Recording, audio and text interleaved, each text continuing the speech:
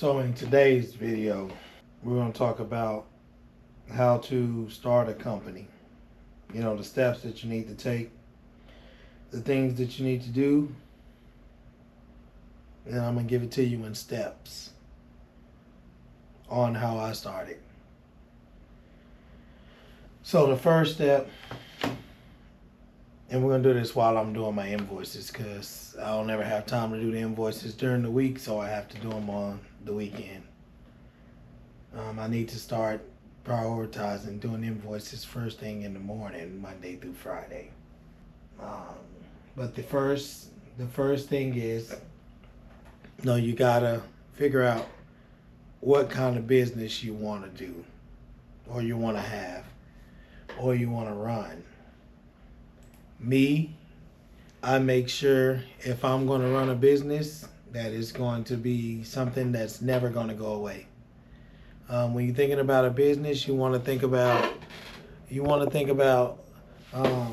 how long do you feel like the business is going to be running. So with me, I chose transportation. First, I chose landscaping because nobody wants to cut their grass. It's hot outside. So I love being outside. I don't care about the heat.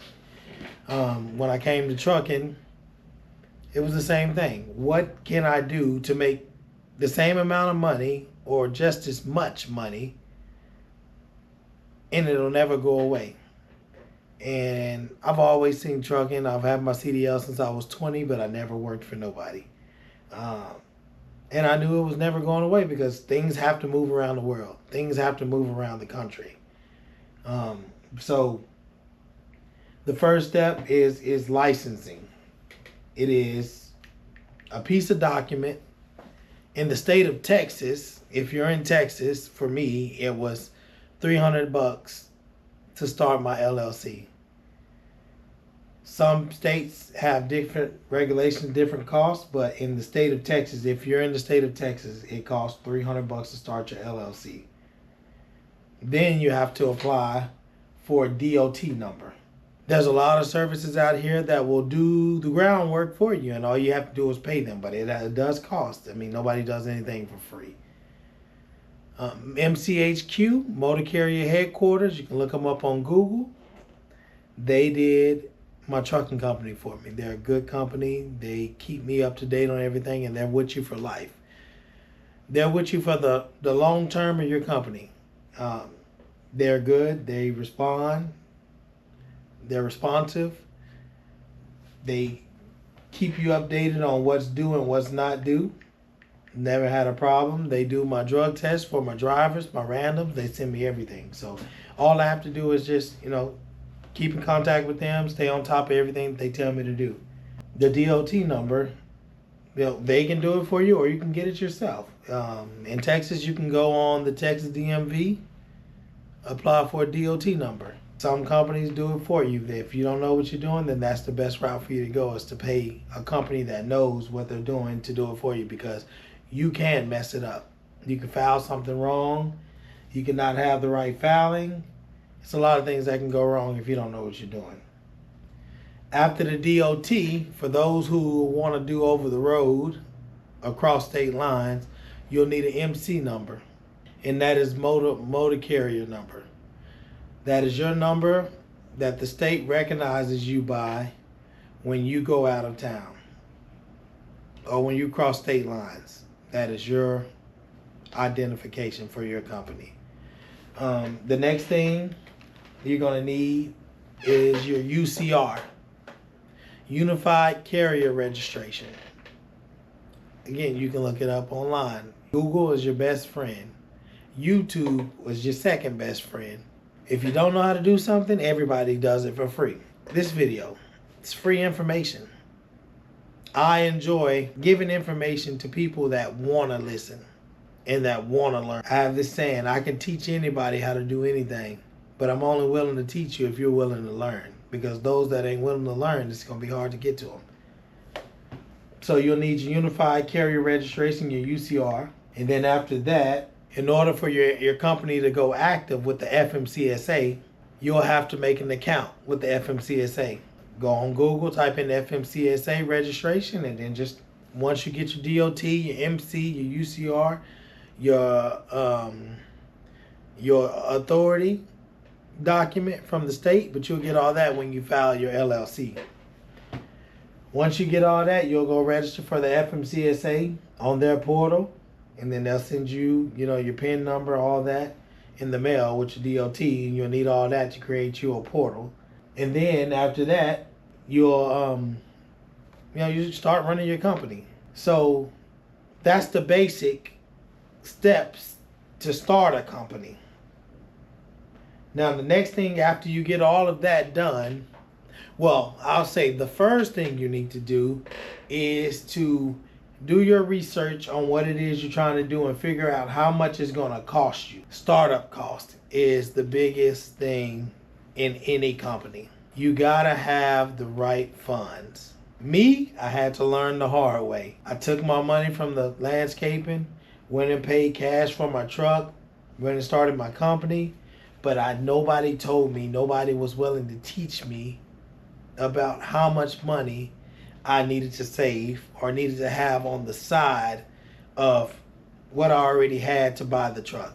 I had the money to buy the truck and start the company, but that's all I had. And I had a little bit on the side. But you need, if you're going to start a trucking company, you buy your truck, cash, all that. First, you need to take a good mechanic and make sure the truck is even going to get you through the first 6 months. That's a lot of people's mistakes. That's the mistake I made. I didn't take nobody with me.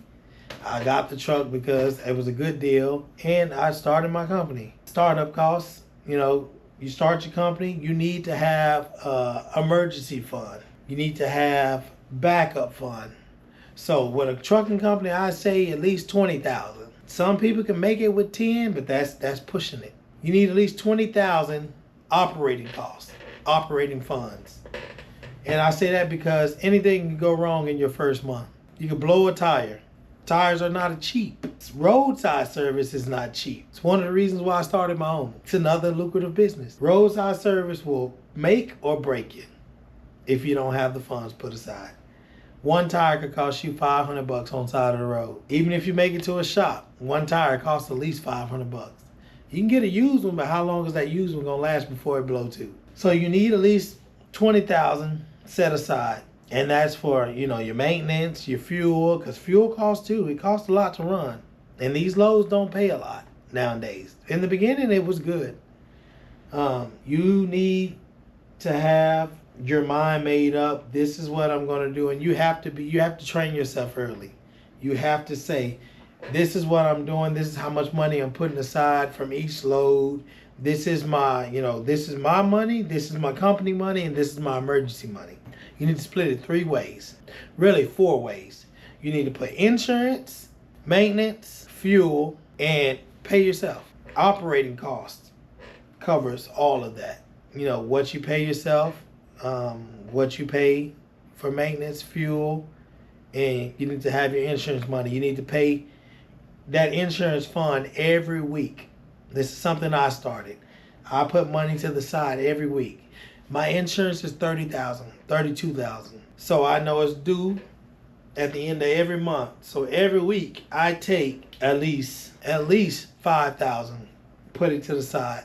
That's my insurance money. If you train yourself early, then it becomes natural. It's just every week, moving money around. And at the end of the month when all the bills are due, you're not struggling to figure out where you're going to get the capital funds from, where you're going to get the money from. You don't have to ask nobody for money. So that's your startup cost. That's my take on startup costs. Some people jump right in. I was one of the ones jump right in, but then I had to go work a regular job for 6 months because I wasn't prepared. Nobody taught me, so it was all learn by mistakes. So if I can teach somebody else on how not to make that same mistake, then I'm willing to do it if you're willing to learn. Mistakes to avoid. You don't want to go and just get a truck just because it's cheap. Because everything that's cheap come with a price. They selling a truck for $7,000. That means that you're gonna have about $10,000 worth of work to put in it before you can even get it running. So it's better to find you a dealer, talk with the owner or the manager, and see if you can't work out some type of deal. We'll get into that in another video. The difference between buying and leasing.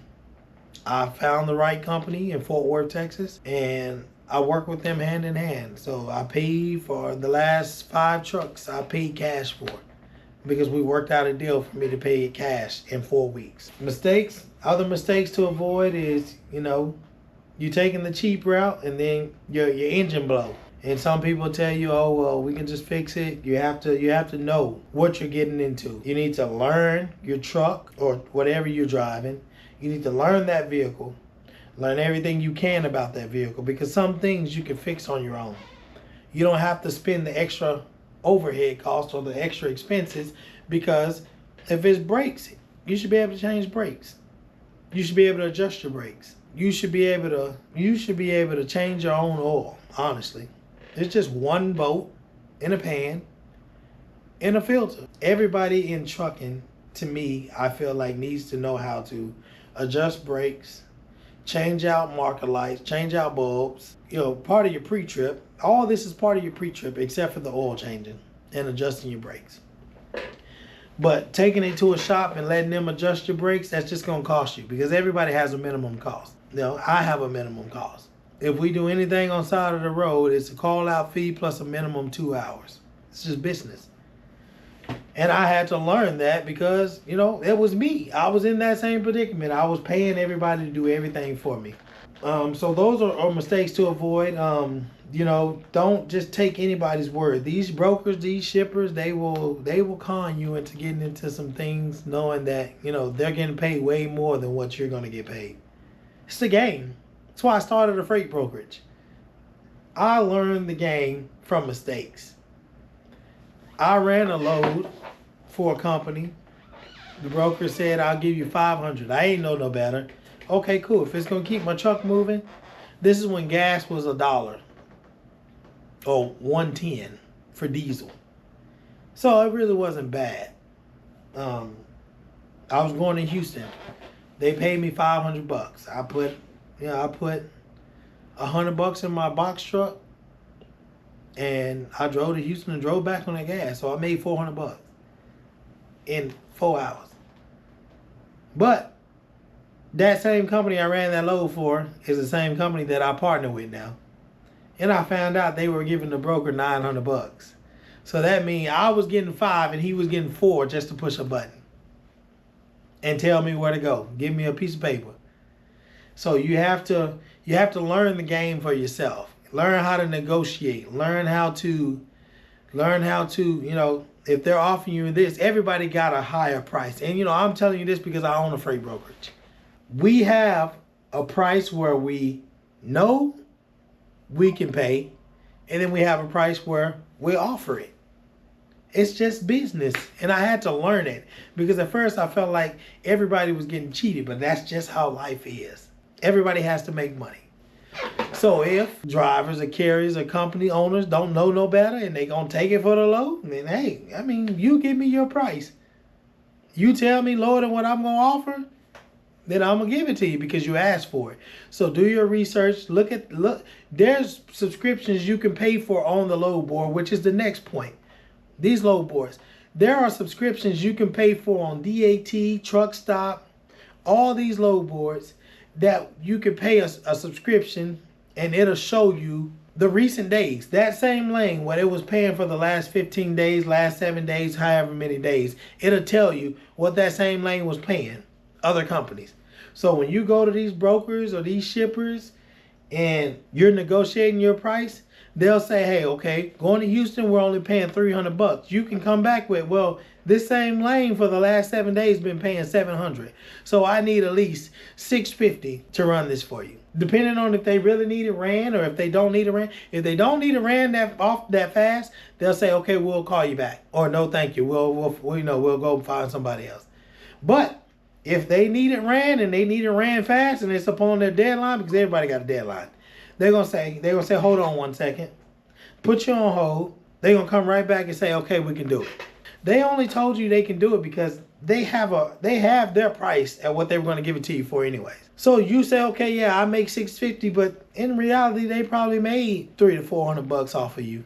It's business. I mean, it ain't nothing wrong with it, but you just gotta know. If you don't know better, then it is what it is. You gotta learn. So there's DAT, there's Truck Stop.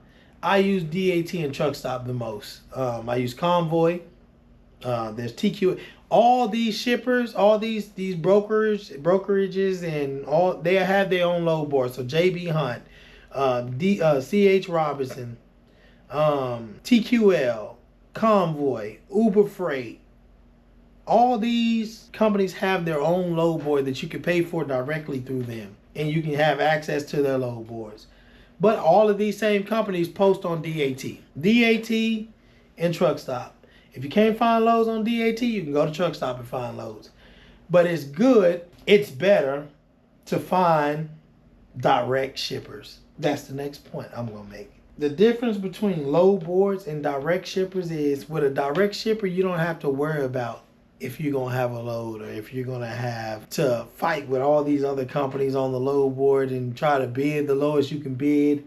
And it's not really worth it. So if you find a direct shipper, and that's what I did. I ran loads on the load board until I found the right shipper, and we've been together ever since. They built their company through my company. I built my company through their company. So I run all of Texas for this company.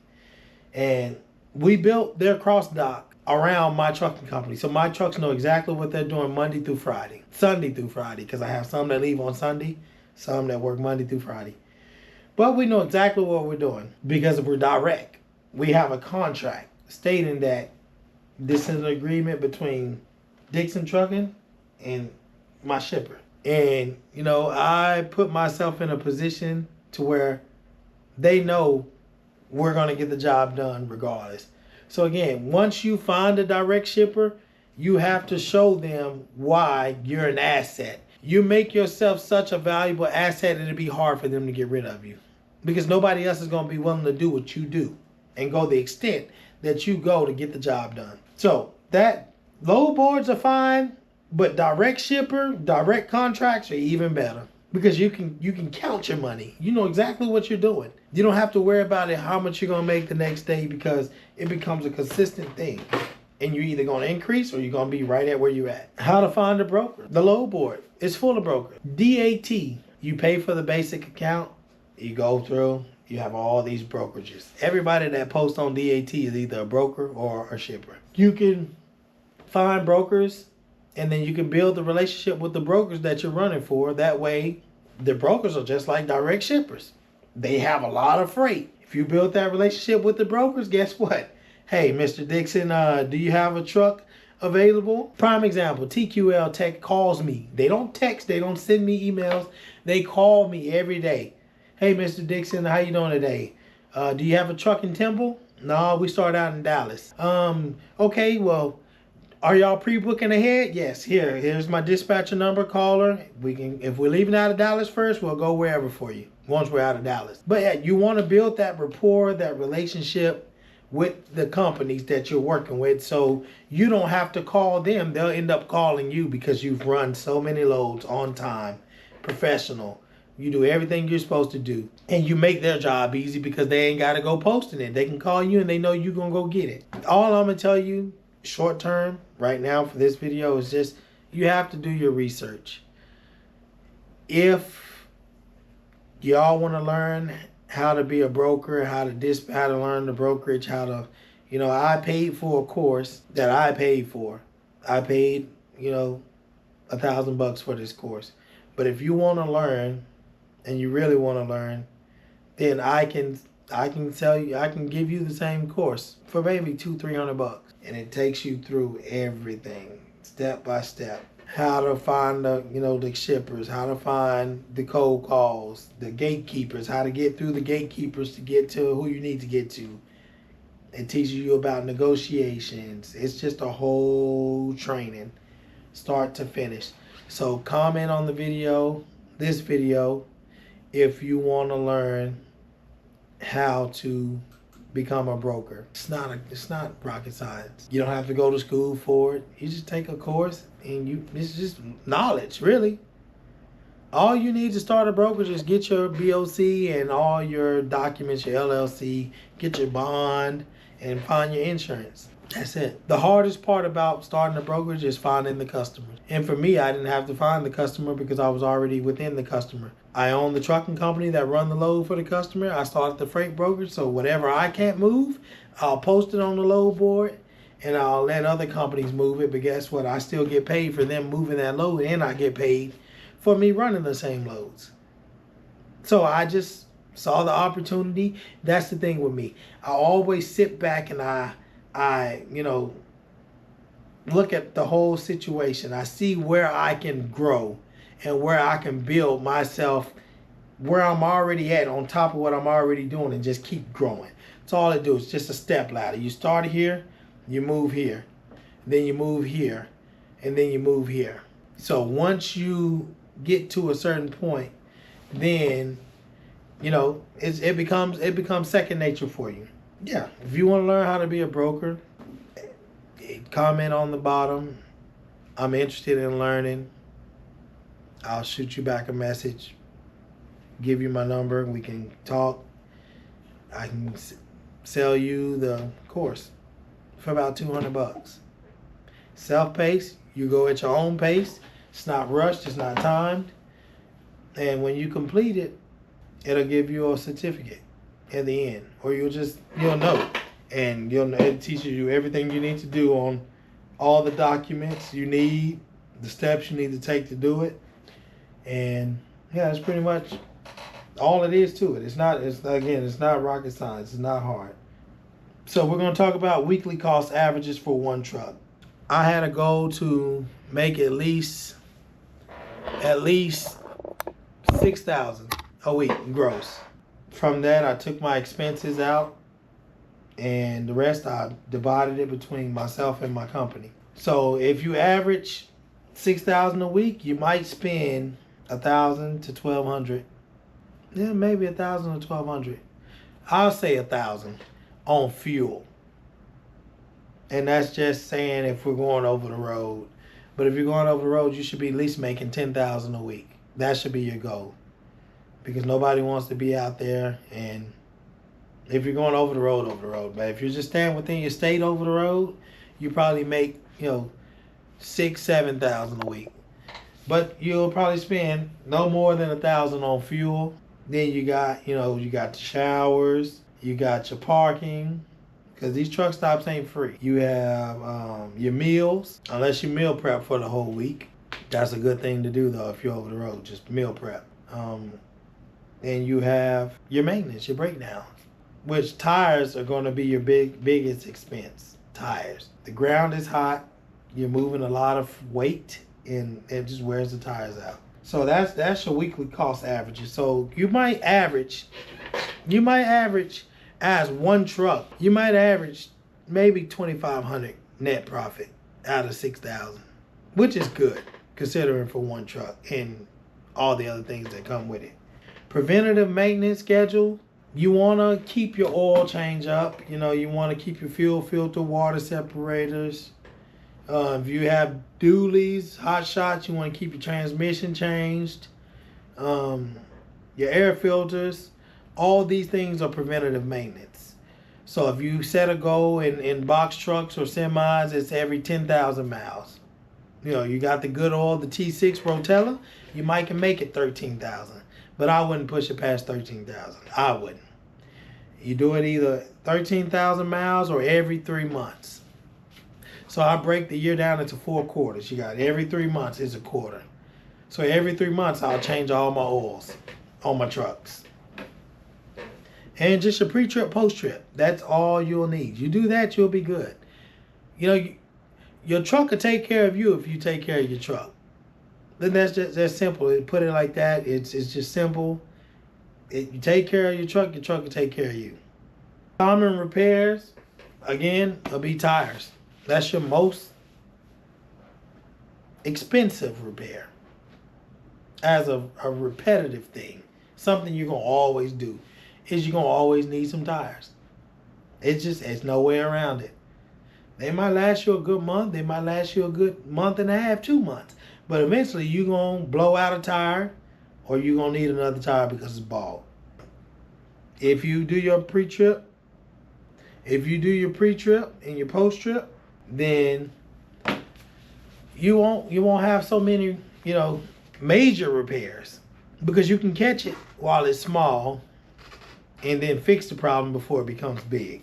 Next is, so I have a checkpoint list because I want to make sure I'm talking about everything that y'all want to know and make sure I get all the topics that I need to cover. So the next thing we'll talk about is, how would you maximize your hours of service the right way?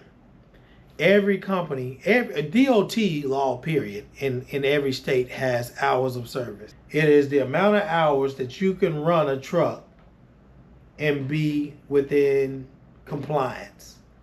Here in Texas, you have a 14-hour work day according to the state of Texas. 11 of those hours you can drive. The other 3 are for loading, unloading, or getting fuel or rest break. But you have a 14-hour work day that you can drive, that you can work. The right way to run your hours of service is, if you know it's going to take you 10 hours to get to a spot, but you want to leave the next day, is to leave early. If it's scheduled to pick up on Friday and it's due at the place on Monday, but you got somewhere else to be Monday to pick up, then you want to leave your destination. You want to leave to go to your destination. If you pick it up on a Friday, then I'm going to get out either Saturday night or early Sunday morning. That way I'm already on the road. My first 10 hours, I'm already there Sunday night. So when I drop Monday morning, my time already started over. I can go somewhere else. It's always planning ahead. You have to get ahead in order to stay ahead.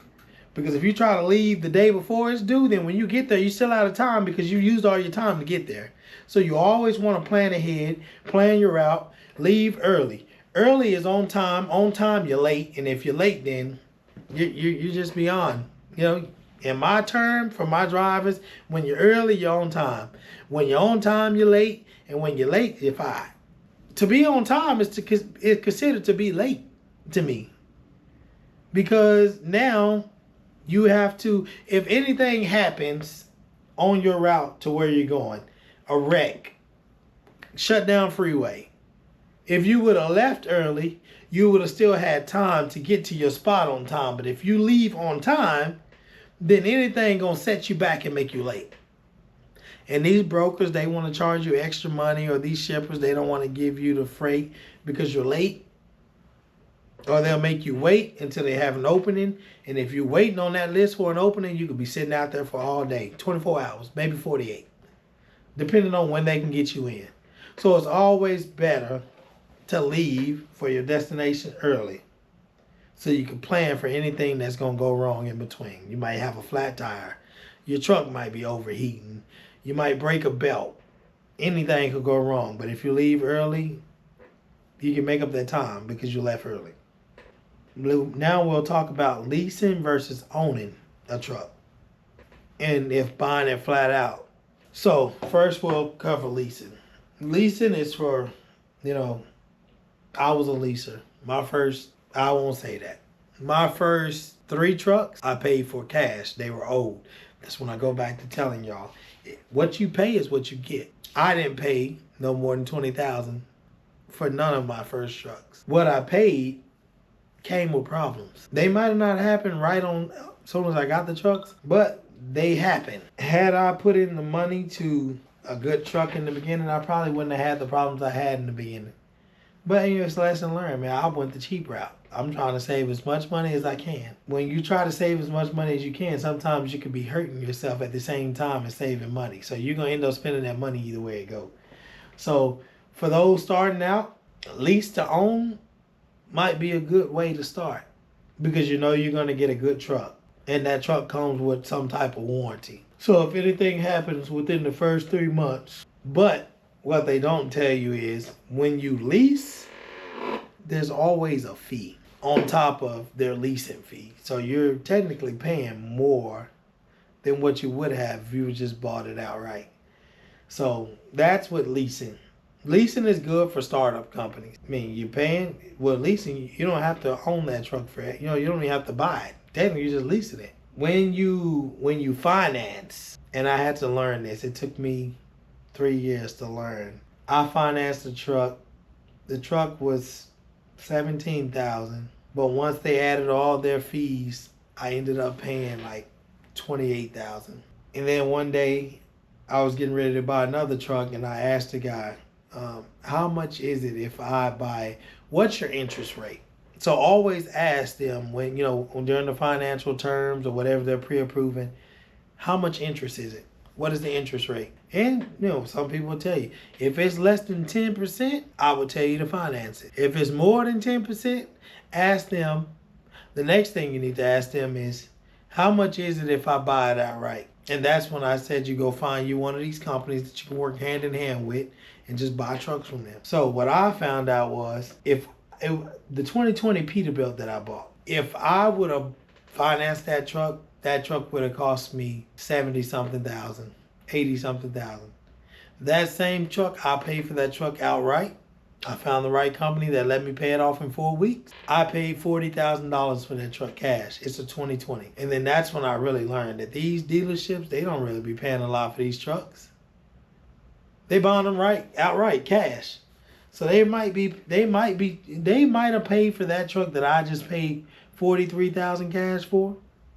They probably paid $15,000, $17,000 because they paid for it up front from the auction. So, if you have the money, buying it outright is the best way to go. If you don't have the money, leasing it and financing it might be your best option. So you have to decide for yourself what you want to do and what route you want to take. The next topic we'll talk about is hiring a driver. So when I hired my first driver, it was just, word of mouth. Somebody said somebody needed a job. I interviewed them. I've never hired a driver because I've never had to. So I had to learn. These are mistakes, things I was going to deal with. I hired the driver. And when you hire drivers, you always want to make sure up front that they have a good driving history. They don't have no accidents, because if they have accidents, it's going to affect your insurance premium. Their driving record, the more worse it is, the higher your premium going to be. So that's the first thing you do. You run them through the insurance, and if the insurance approve them, then you can move forward with the steps. If the insurance say that they can add them, and it's at a reasonable cost, then you say, okay, I'll get back with you, then you move on with your interview. But you never want to do an interview for a driver, hire the driver, and then go and the insurance tell you that they can't add them because of the driving record. So the first step when hiring a driver is always run them through your insurance. Second step, once the insurance say that they'll add them, you've already done your talking. You already said that you'll go okay with him, that you like what he's doing, you like where his mind is, somebody you want to hire. Next step is send him to go take a drug test, because all CDL drivers got to be enrolled in the random, and it's state law that your new hire has to have a pre-employment drug screen. So before you add them to the insurance, once the insurance tell you that they'll add them, the next step, you'll talk to them, interview them. Once you find out you want to hire them, you'll send them to go take a drug test. Because if they fail that drug test, all that other stuff don't even matter. You never want to hire somebody and then they fail a drug test, because now you have to go through all this, what do they call it? The SAP program, and you have to do more as an owner of a company because you wanted to hire somebody that couldn't pass a drug test. So my thing is, if they really want the driving job, they really want the career, they'll stop smoking. They'll get clean. They'll pass a drug test on their own. With the random drug tests, with the FMCSA and this random program, the moment they tell you, you have to go take a drug test, no matter what you're doing, you have to stop whatever you're doing within an hour or two and go take that drug test. So you don't have time to get clean. So it's better to stay clean so you don't have to try to get clean. Because once you test dirty, that follows you the rest of your life.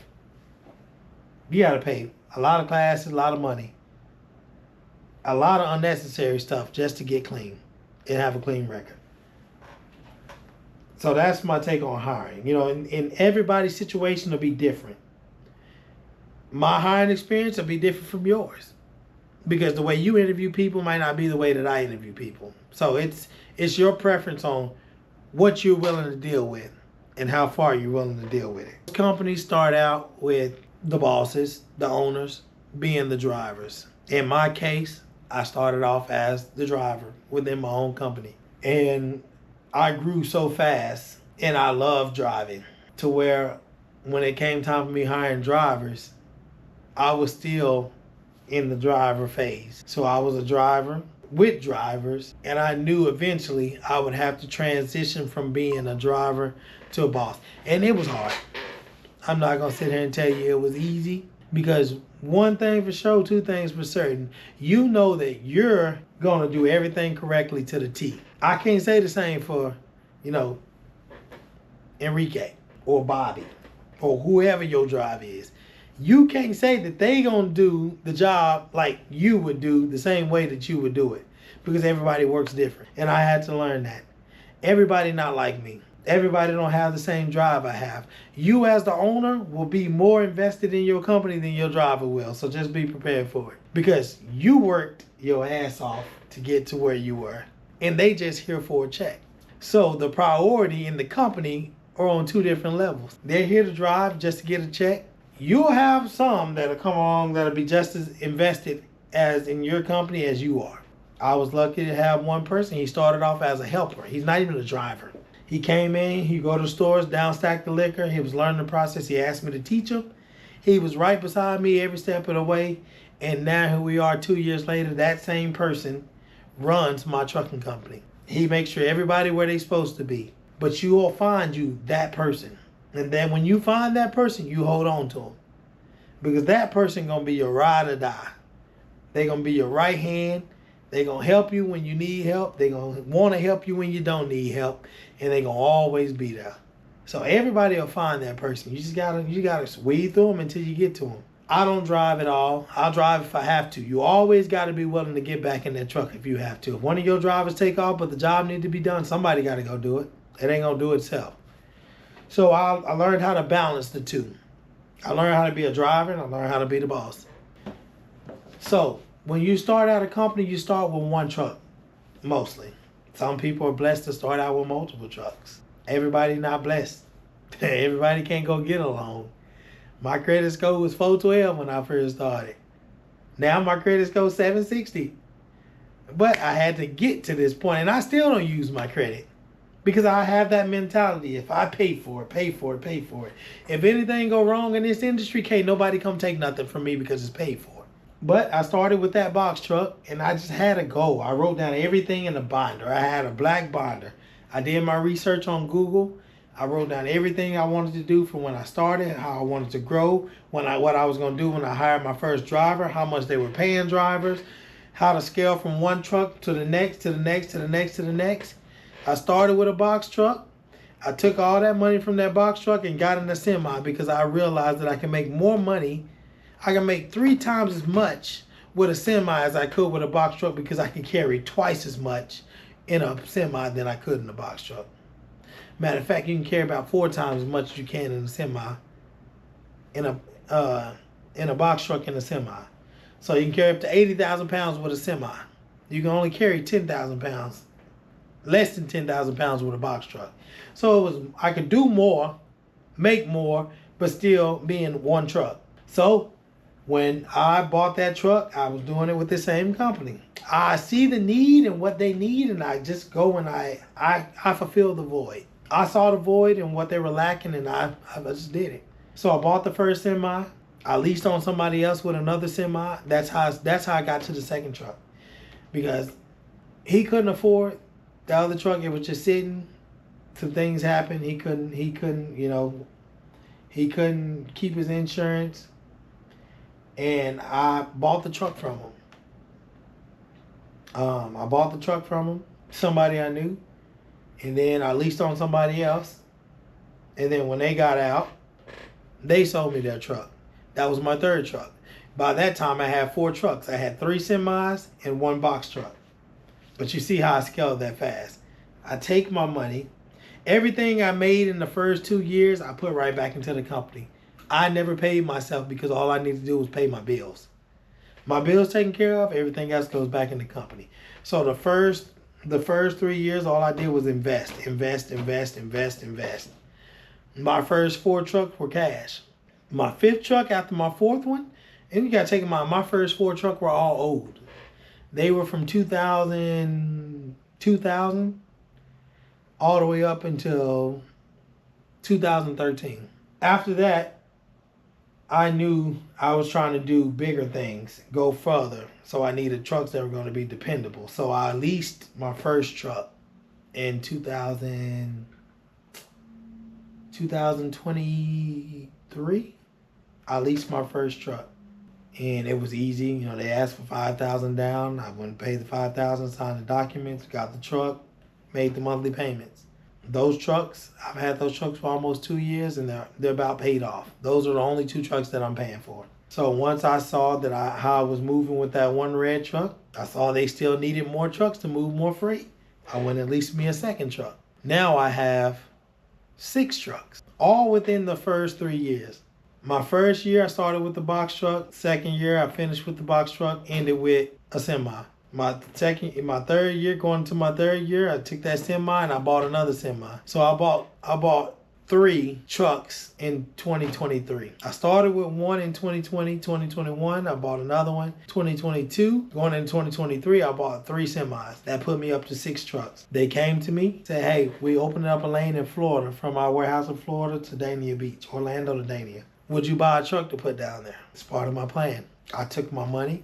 I went and leased another truck. These are all 2020, 2019. And I took that truck and I drove 18 hours to Florida. But before I did that, before I bought the truck, I opened up an ad with Indeed. Indeed is good for hiring people. That's another one for hiring drivers. Indeed is a good platform when you learn how to use it. If you use it the correct way, it'll benefit you. I hired the driver. I flew him here. I trained him here locally in Texas. And then we drove that truck back to Florida. I introduced him to the people there, and then I flew back here. That is how I opened up and expanded outside of Texas. But it was my goal. It was one of my bucket lists for 2022 going into 2023 to expand and move outside. I wanted to move my company outside of Texas. So how I did that was within the same shipper, they had a lane open up out there. I took the truck out there, and now I have a truck running Florida. And that's just basically how I do it. I just see the need and I keep buying. Now I'm at the point to where I have 14 semis. I don't need to expand anymore right now because these 14 semis are running constantly. I have 4, 5 that run overnight. And then I have one that run overnight in Florida. So I have 6 that run overnight. And then I have 7 more that run during the daytime. So what that do is I have nighttime revenue and I have daytime revenue. Now my trucking company runs itself. It doesn't need anybody to financially do it because it funds itself. I took money from my trucking company and I started all these other companies. So I took money here, invested it over here, took this money, invested it over here. Now I have 4 different companies that I run actively. I have 5 total, but I run 4 on a continuous basis. Both trucking companies, the freight brokerage, the shop, and the towing. But it's all about investing in yourself. You have to have the mindset, the drive to continue to build and continue to put back into yourself because you only going to get out what you put in. You put in 50%, you only going to get 50% outcome. I put in the full 100% every day, all day. I work the longest, the hardest, but it's because I have a goal. I'm 33. I've been working for myself since I was 19. I have a goal. By the time I reach 40, which is in 7 years, I want to be chilling. I don't want to have to stress. I don't want to have to say, oh, I got to work this hard. Everything is in place. That's how the rich do it. They start out, they work hard, they work hard, they work hard, they work hard. Once they get to a certain point to where they ain't got to work hard, but they still making the same exact money as if they're the ones doing the work. That's where you want to get. And when you get there, then you can relax. But until then, you can't relax. Never be content with just being comfortable with one thing. Oh, I make this amount of money and I should be good. No. Because, the economy, prices are going up. So that little money you was making is going to eventually wipe out. So you always want to keep expanding. That is the goal. How you think Elon Musk, Jeff Bezos, Warren Buffett, all these billionaires, they got to billionaire status because they kept putting in the work. And eventually they got to where they didn't have to work so hard, but they were still making the same amount of money because in life, this world, I had to learn this. There's a need for workers and there's a need for bosses. I used to try to make everybody a boss, and all it did was bring me down. I had to learn that the world needs this balance because everybody don't have a boss mentality. Some people are comfortable with just being a worker. They want to come in, they want to clock in, they want to do their job, and they want to go home. That is good. They fine with it. I'm fine with it. But bosses, on the other hand, they come in first and they leave last. You will work the hardest out of everybody in your company, as you should, because nobody's going to make sure your company get to where you want it to go but you. So when it comes to being a boss, just expect for you to be the hardest worker, be the hardest working person in your company. And once you see all your hard work and your fruits and labor, you see the benefits and where you're going, that will make you happy. It puts a smile on my face. Every time I learn something new and I go out and I venture into it and watch how it grow. This automotive shop, I've been working on cars since I was a kid. That was my hustle. I have an old man named Danny. He's 72, I believe. He been with me 5 years. But within them 5 years, he taught me everything that I wanted to know when it came to fixing 18-wheeler commercial vehicles. I used that knowledge. I started working on my shippers, box trucks outside of the warehouse in the back. And something clicked in my head. If you had a shop, Eric, do you know how much money you could charge? Because you're legit. Right now, this is just a side hustle. So I took $200,000. And this is when everybody said, oh, well, why you don't get a loan? Why you don't do... I want to fund myself as long as I can. I know when I get to where I'm going, I will use my credit that I've built. I will use my capital as an advantage to get a loan for this amount, and I just pay this back as I use it. I pay what I use. But I took $200,000 from my business, this business, and I funded everything in my shop. Forklifts, computers, TVs, desk, racks, inventory, lifts, drills, impacts, jacks, air compressors. I ran my own airline throughout my whole shop before I moved here. Parking spots. And when you see what you've built, that makes me feel good inside because I did it myself. I funded another company with my company myself. I don't owe nobody no debt. Everything's paid for. I don't have to worry about somebody saying, hey, when you going to make your payment? When are you going to, your bill is due. You going to pay me back the loan that I gave you? I don't have those problems because it was my own money. Same thing with the towing. I paid a company $2,600 to bring one of my trucks back from Houston.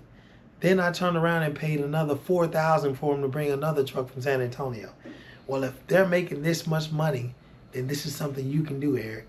So I surrounded myself with people. Every time a tow truck came over here to my shop, I was asking questions. What's the best way to hook up a truck?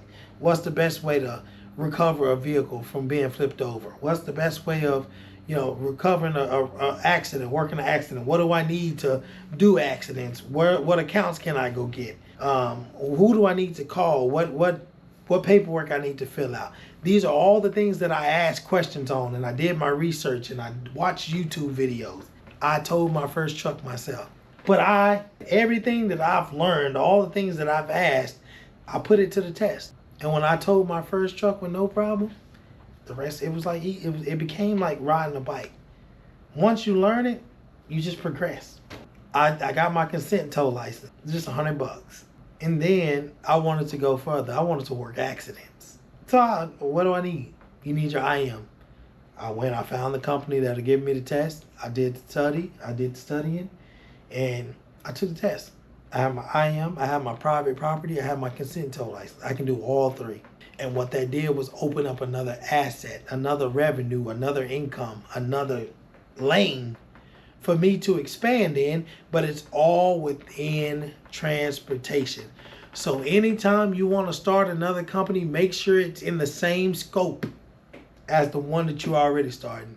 So I owned a trucking company. I opened up a freight brokerage, which I own a trucking company. So freight brokerage. I was paying other people to fix my trucks. Now the loads that I get on the load board through my freight brokerage, I can let my trucking company run. The loads that when I was paying other people to fix my trucks, okay, well, Eric, what can you do to eliminate cost? Let's open up a shop.